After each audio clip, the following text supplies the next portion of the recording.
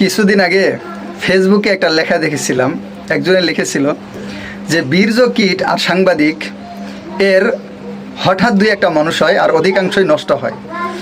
বিষয়টা অনেকে বুঝেন নাই, আমি একটু বুঝাই বলি। যে অনেক এই যে পুরুষেরা যখন মহিলার সাথে মিলিত হয় তখন এখানে হাজার হাজার এই বীজের মধ্যে হাজার হাজার বীর্য কীট থাকে, মানে যারাই এক একটা মানুষ।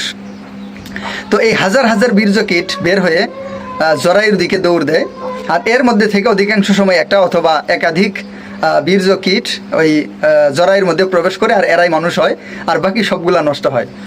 তো এই কথাটা যেন এই সাংবাদিকের মানে এই ভিডিওটা দেখে এটা মনে পড়ে গেল। দেখেন, এখানে একটা কওমি মাদ্রাসায় অনেক সময় বিভিন্ন অনুষ্ঠানের আয়োজন করা হয় ছাত্রদের একটা মননশীলতার জন্য।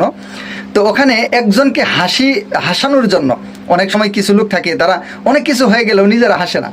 তো হাসানোর জন্য এখানে এই ইয়াগুলা করা হইতেছে, একটা অনুষ্ঠান ছিল মাত্র। তো এখন দেখেন এই সাংবাদিক কি টাইটেল, কি ক্যাপশনটা দিয়েছে।